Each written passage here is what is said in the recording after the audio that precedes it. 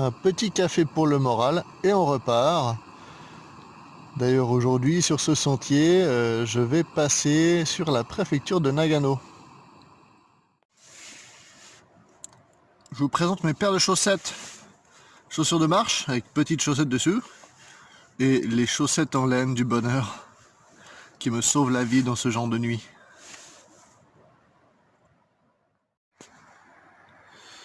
Et bienvenue chez moi. J'ai passé la nuit juste au bord du sentier qui s'enfonce dans la forêt.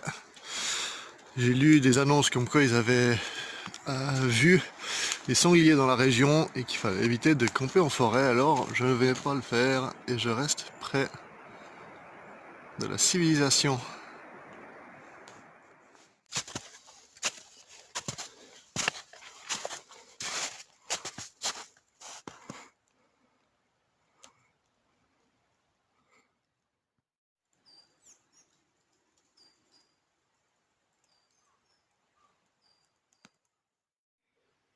Pour le coup, je suis plutôt content d'avoir mes grosses chaussures.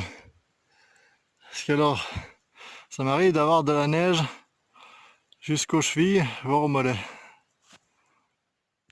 De dormir dans des chambres seules et de ne pas me retrouver dans des dortoirs. Ce qui fait que ma chambre va me coûter à peu près 35 francs pour la nuit.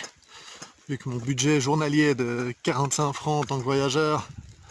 Ce qui est déjà bien large, mais pour le Japon, dans une zone touristique, c'est assez short. Heureusement, je campe un jour sur deux, donc ça compense. Ça me permettra de sécher mes affaires et je pense que pour la suite des événements, tant qu'il y a de la neige comme ça, c'est ce que je vais faire. Une nuit dehors, une nuit dedans, pour sécher mes affaires et parce que... Petite pause au resto à Karuizawa, ça fait du bien. J'ai bien mangé, ça fait plaisir de manger chaud et de manger bien. Et maintenant il ne me reste plus qu'à marcher jusqu'à mon hôtel. Et comme la brume s'est levée, et ça fait que le ressenti de froid avec l'humidité est pas hyper agréable. Je me réjouis d'arriver, je me les gèle, et de me prendre une bonne douche chaude.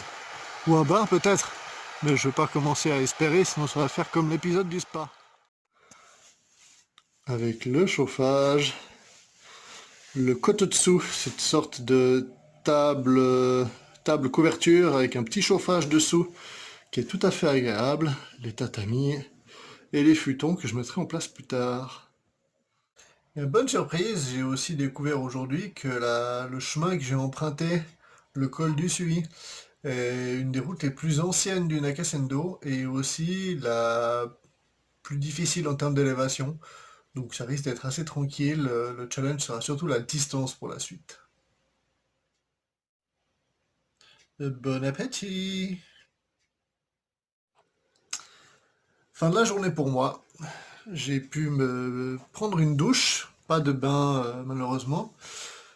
Parce qu'en fait ici ils ont que des sortes de bains publics internes à l'hôtel. Donc en fait il y a une petite salle pour se préparer et derrière il y a un bassin dans lequel j'ai pas été avec le coronavirus. Et des petites stations pour s'asseoir avec un jet, une douche en fait mais assise. Donc j'avais pas le choix, c'est le seul endroit où il y avait des douches. Donc j'y ai été, j'ai fait ma douche vite fait, je suis ressorti, je me suis désinfecté les mains et le visage, et je suis retourné dans ma chambre. C'est dommage de se limiter, mais bon, je préfère ça. On verra ce qui m'attend demain, je vais me renseigner un peu sur ce à quoi va ressembler ma route. Ce qui est sûr, c'est que la neige n'est pas prête de partir, normalement, apparemment ça part fin avril, d'après les gens à l'accueil. Donc je vais pas forcément attendre un mois dans un endroit si cher.